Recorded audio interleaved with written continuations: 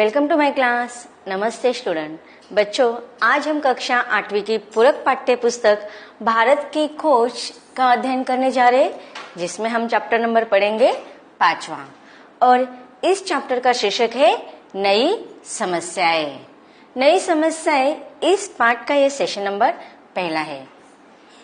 इसके पहले पाठों में हमने पढ़ा था कि पंडित जवाहरलाल नेहरू की भारत के अंदरूनी जो मजबूतियां थी उसको किस प्रकार से कमजोर करने की कोशिश विदेशी साम्राज्य सरकार आकर करने की कोशिश कर रही थी, इसके बारे में हमने पढ़ा।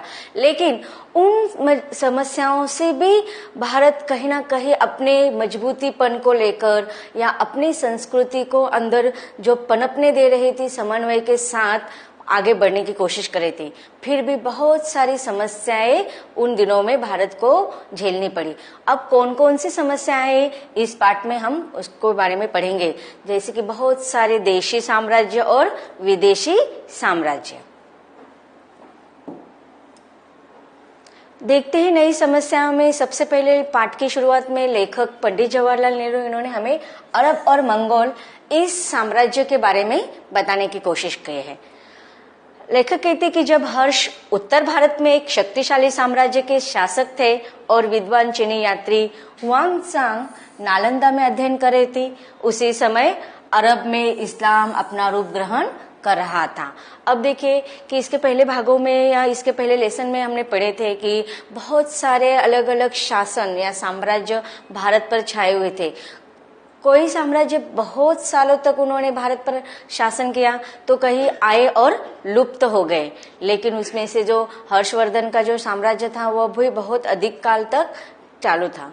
तो यहाँ पर लेखक यही कहना चाहते कि उत्तर भारत में हर्षवर्धन ने एक शक्तिशाली साम्राज्य के रूप में शासन किया था और उसी समय चीन से चीनी यात्री हुआंगसांग नालंदा में अध्ययन करने आए थे। हमने देखे थे कि जो बहुत सारे साम्राज्य वाले शासक थे उन्होंने बहुत सारे चीजों को भारत में लाए थे, जैसे कि विद्यापीठ या बहुत सारे वास्तुकलाओं का उन्होंने नए से उभारने की कोशिश की थी। तो उसी समय लेखक कहते कि अरब में इस्लाम अपना रूप ग्रहण कर रहे थे।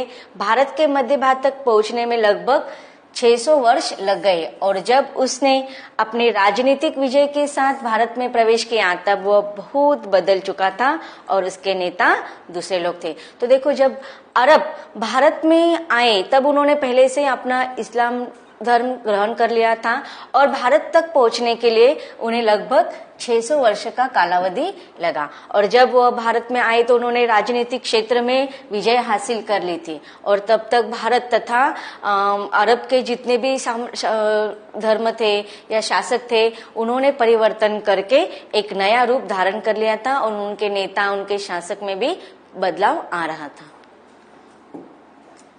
अरब वाले भारत के उत्तर पश्चिमी छोर तक पहुंचकर वही रुक गए। अब देखिए, जब वो भारत में आए तो अधिकतर उत्तर पश्चिम दिशा के ओर ही बस गए। अरब सभ्यता का क्रमशः पतन हो गया और इस प्रकार कुछ समय उन्होंने यहाँ पर वास्तव्य किया, लेकिन कुछ समय बाद उनका साम्राज्य नष्ट हो गया, पतन हो गया। मध्य तथा पश्चिमी एशिया में तुर्की जातियां आ गई और उसी समय देखो भारत के मध्य एशिया के मध्य और पश्चिमी भागों में तुर्क जातियां विकसित होने लगी। भारत की सीमावर्ती प्रदेश से यही तुर्क और अफगान इस्लाम को राजनीतिक शक्ति के रूप में भारत लाए। अब देखिए, भारत के सीमावर्ती अर्थात भारत के सीमा क्षेत्र बॉर्डर के नजदीक जितने भी प्रदेश से वहां से फिर तुर्क और अफगान इस्लाम को राजनीतिक शक्ति के रूप में भारत में ले आए। अरबों ने बड़ी आसानी से दूर दूर तक फैलकर तमाम इलाके फतह किए। अब देखो, जब अरब शासक वहां पर से आ रहे थे विदेशों से तो उन्होंने भारत के अलावा अन्य देशों में भी आक्रमण करना या साम्राज्य स्थापित करना शुरू किया था। तो इस प्रकार से दूर दूर से अपने शासन को फैलाकर वह विजय हासिल कर रहे थे, फतह किए विजय हासिल करना। पर भारत में वे तब भी और बाद में भी सिंध देश से आगे नहीं बढ़ पाए। देखो, उन्होंने बहुत सारी प्रयत्न किए, बहुत सारी कोशिश की, लेकिन भारत के सिंध प्रदेश तक ही उनका साम्राज्य मर्यादित रहा। शायद भारत तब भी आक्रमणकारियों को रोकने के लिए काफी मजबूत था। तो देखो यहाँ पर लेखक ये कहना चाहते हैं कि जो ये छोटे बड़े साम्राज्य आ रहे थे, चाहे वह अरब हो या फिर तुर्क हो, उन आक्रमण करने के लिए भारत के बहुत सारे शासक शक्तिशाली थे और इसीलिए उन्होंने जो साम्राज्य स्थापित करने की कोशिश करे थे, हमारे भारत के शासकों ने आक्रमण करके उनको रोकने का प्रयास किया था। किसी हद तक इसका कारण अरबों के आंतरिक झगड़े भी हो सकते हैं। अब देखिए इस भारत में उनका वास्तव में अधिक काल न टिकने के पीछे उनका कारण क्या था? अरबों के आंतरिक झगड़े कि जो अरब के जो शासक थे वो आपस में ही झगड़े कर रहे थे और इसका फायदा हमें भारतवासियों को हुआ। सिंध बगदाद की केंद्रीय सत्ता से अलग होकर एक छोटा सा स्वतंत्र राज्य हो गया और इस प्रकार यहाँ पर छोटे से नए राज्य की नींव डाली गई थी। हालांकि आक्रमण नहीं हुआ पर भारत और अरब के बीच संपर्क बढ़ने लगा। अब देखिए उस समय भारत के जो शासक थे वह बहुत ही होशियार थे, बुद्धिमान थे, चतुर थे और वीर भी थे और इसीलिए ज्यादा करके अरबों ने आक्रमण नहीं किया क्योंकि उनके बीच भी बहुत सारे आपस में झगड़े हो रहे थे तथा उनके बीच भारत और इनमें विद्रोह की भावना नहीं हुई बल्कि एक मित्रता की भावना निर्माण होने लगी थी, संपर्क बढ़ने लगा। दोनों ओर से यात्रियों का आना जाना शुरू हो गया। राजदूतवासों की अदला बदल हुई। अब देखिए राजदूतवास मतलब एक देश का संदेश वहां दूसरे देश के आकर किसी प्रकार के अच्छे प्रस्ताव रखते हैं। तो इस प्रकार भारत और अरबों के बीच में इस प्रकार के संदेशों का अच्छे से व्यवहार करने के, दोस्ती का या अन्य जिस प्रकार से हमारे भारत का और अन्य उनके देश का विकास हो, इस प्रकार के अदला बदली होती रही। भारतीय पुस्तकें विशेषकर गणित और खगोल शास्त्र पर बगदाद पहुंचे और वहां वही अरबी में अनेक अनुवाद हुए। तो देखो जिस प्रकार से हमने पहले ही कहा है कि बहुत सारे जब विदेशी लोग यहाँ पर आते थे भारत में तो भारत के बहुत सारी अच्छी चीजों को वह अपने देश में लेकर जाते थे। तो उसी प्रकार भारत की पुस्तकें हमने देखे, बहुत सारे विद्वानों ने पुस्तकें लिखी थी तो वह पुस्तकों की विशेषताएं, फिर गणित, खगोल शास्त्र, यह अरबवासियों ने अपने बगदाद में लेकर गए और वहां पर अरबी भाषा में अनुवाद किए। बहुत से भारतीय चिकित्सक बगदाद गए। चिकित्सक मतलब जो वैद्य होते हैं वह भी अब यहाँ पर तो उनको बहुत सारे आगे बढ़ने के चांसेस थे लेकिन उन्होंने वहां पर जाकर और भी प्रगति की और इस प्रकार भारत के वैद्य वहां पर चले गए थे। बहुत से भारतीय चिकित्सक बगदाद गए। यह व्यापार और सांस्कृतिक संबंध उत्तर भारत तक सीमित नहीं थे। अब देखिए व्यापार के संबंध में या सांस्कृतिक संबंध में उत्तर भारत तक ही सीमित नहीं बल्कि उसके आगे भी चलकर इन अन्य देशों के साथ, विदेशों के साथ भारत के संपर्क बढ़ने लगे थे। भारत के दक्षिणी राज्यों ने भी उसमें हिस्सा लिया। विशेषकर राष्ट्रकूटों ने भी भारत में पश्चिमी तट से व्यापार किया करते थे। तो इस प्रकार देखो भारत का जो व्यापार का क्षेत्र था वो किसी एक प्रांत के लिए या एक दिशा के लिए मर्यादित नहीं रहा था बल्कि सारी ओर से व्यापार का क्षेत्र आगे बढ़ रहा था और इस प्रकार भारत के व्यापार के क्षेत्र में विकास की भावना एक नए रूप से धारण कर रही थी। इस लगातार संपर्क के कारण भारतीयों को अनिवार्य रूप से इस नए धर्म इस्लाम की जानकारी हो गई। अब देखिए जब तक भारत का संपर्क सिर्फ भारत के व्यापारियों के साथ ही था या अन्य देशों के साथ उनका विदेशों के साथ कम संपर्क में आते थे तो उनको इतने धर्म की सिर्फ भारत में जितने धर्म थे उनके बारे में जानकारी थी। लेकिन एक नए धर्म इस्लाम धर्म की जानकारी उनको किस रूप में होने लगा कि जब उनका राजकीय, सामाजिक तथा व्यापारिक संबंध अन्य देशों के साथ, अन्य प्रांतों के साथ बढ़ने लगा, तब अरब में जो इस्लाम धर्म था उसकी जानकारी भारत को हो गई। इस नए धर्म को फैलाने के लिए प्रचारक भी आए और उनका स्वागत भी हुआ। अब देखिए जब हम हमारे कुछ अच्छी चीजों को फैलाने की कोशिश करते तो अन्य विदेशी लोग भी उनके धर्म को भारत में प्रसार करने का प्रयास कर रहे थे और उस धर्म को फैलाने के जो प्रचारक थे प्रचारक मतलब किसी जैसे दूत होते हैं, संदेशवाहक होते हैं कि अपने जैसे कि हमें बौद्ध धर्म के हमने देखे थे कि किस प्रकार से उनका प्रचार हो रहा था, उसी प्रकार इस्लाम धर्म को फैलाने के लिए भारत में बहुत सारे प्रचारक आए और भारत ने उनका सर्वदिल स्वागत किया। मस्जिदी भी बने गए, न शासन ने इसका विरोध किया न जनता। अब देखिए, जो विदेशी वहां पर आते थे, कुछ समय के लिए शासन करते थे या अपना साम्राज्य स्थापित करते थे, उस समय उन्होंने अपने धर्म के अनुसार भारत में मस्जिदें भी बांधे और उनको मस्जिदें बांधने से भारत के किसी भी साम्राज्य ने या शासक ने नहीं रोका, न इसका शासन ने विरोध किया न भारत के जनता ने विरोध किया। मतलब देखो, जो अच्छी चीजें है यहाँ पर भारत ने हमेशा उसका स्वागत ही किया है। न कोई धार्मिक झगड़े हुए, सब धर्मों का आदर और पूजा के सभी तरीकों के प्रति सहनशीलता का व्यवहार करना भारत की प्राचीन परंपरा थी। तो देखो, यहाँ पर भारत के एक विशेषता का वर्णन लेखक हमें बता रहे कि किसी भी प्रकार का धार्मिकता से लेकर झगड़े भारत में नहीं हो रहे थे।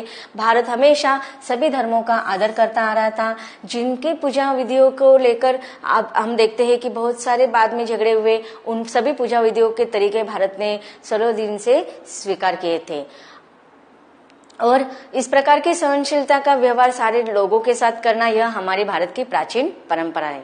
अतः राजनीतिक ताकत के रूप में आने से कई शताब्दी पहले इस्लाम भारत में एक धर्म के रूप में आ गया था। अब देखिए, जब राजनीतिक क्षेत्र में जब इस्लाम धर्म ने अपनी नींव डाली थी, उसके पहले ही भारत में इस्लाम धर्म आ चुका था।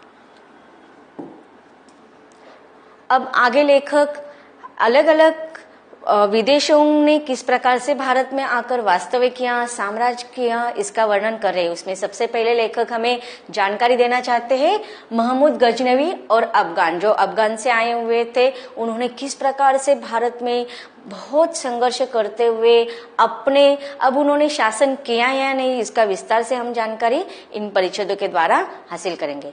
तो सबसे पहले हम देखते हैं महमूद गजनवी, इनका व्यक्तित्व कि इनका पूरा नाम क्या है। महमूद गजनवी, इनका जन्म 2 अक्टूबर 971 में हुआ था। इनका जो जन्म स्थान है अफगानिस्तान में गजनी में हुआ है। उनके पिता का नाम है सुल्तान सुबुकतिनिक। महमूद गजनवी ने जब अपना साम्राज्य स्थापित करने की कोशिश की थी, उसके पहले ही उनके पिता ने बहुत सारे आक्रमण करके भारत पर विजय हासिल की थी।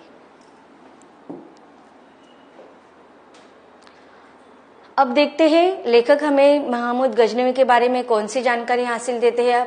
इसके पहले हमने इतिहास में इस व्यक्तित्व का नाम सुना हुआ है और उसके बारे में बहुत सारी जानकारी हमें पता है। फिर भी एक नए सिरे से लेखक हमें उनका व्यक्तित्व हमारे सामने रखते हैं कि भले ही उन्होंने भारत पर आक्रमण किए थे, फिर भी एक शक्तिशाली सम्राट के रूप में वह आज भी विख्यात है।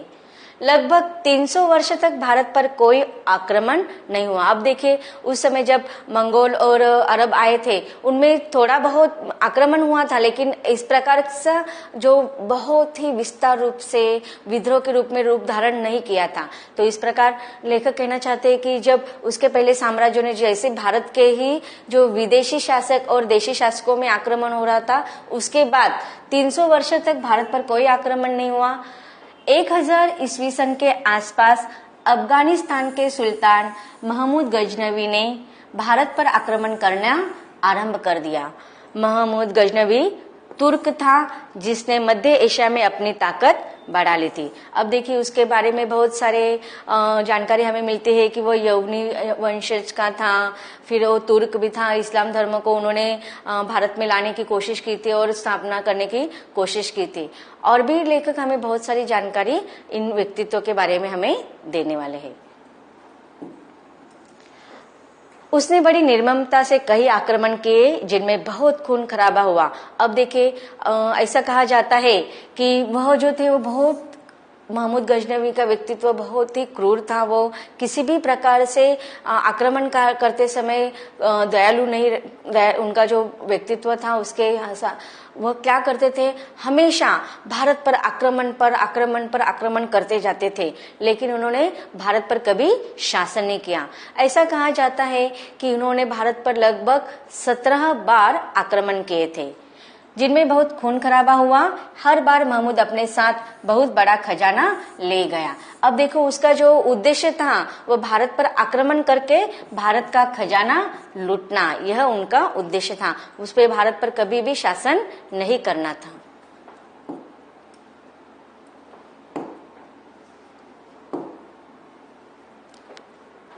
हिंदू धुलकनों की तरह चारों तरफ बिखर गए और उनकी याद भर लोगों के मुंह में पुराने किस्से की तरह बाकी रह गई। जो तितर बितर होकर बचे रहे उनके मन में सभी मुसलमानों के प्रति गहरी नफरत पैदा हो गई। मतलब देखो इन्होंने इतने आक्रमण किए थे और भारतवासियों को इतना सताया था कि वह सारे जितने भी भारत के जितने भी शासक थे वह तितर बितर हो गए थे और सारे भारतवासी उनसे बहुत क्रोधित हो गए थे। और इसलिए वह उनके जो पुराने किस्से अगर सुनते हैं, उस समय भी सुनते थे, तो वह क्रोधित हो जाते थे। और इस प्रकार भारत की सारी सेना तितर बितर हो गई थी और उनके जो भी बचे हुए थे सभी लोगों के मन में सभी मुसलमानों के प्रति बहुत ही गहरा नफरत भरी हुई थी, क्योंकि मोहम्मद गजनवी ने अपना आक्रामक रूप सारे भारत पर पहले से ही फैला दिया था। देखते ही इन परिच्छेदों में आए हुए कुछ कठिन शब्दों का अर्थ। फतह विजय, पतन ह्रास विनाश, चिकित्सक वैद्य, निर्ममता दया भाव न होना, धूलकण मिट्टी के कण। तो बच्चों अब तक हमने देखा कि लेखक हमें बहुत सारे भारत पर होने वाली जो नई समस्याएं थे, आक्रमणकारी आकर आक्रमण कर रहे थे और किस प्रकार उन्होंने भारत पर शासन किया, इसका वर्णन हमें लेखक करवा रहे हैं। इसके आगे भी बहुत सारे नए साम्राज्यों के बारे में लेखक बताने वाले हैं, लेकिन उसको हम पढ़ेंगे इसके अगले भाग में।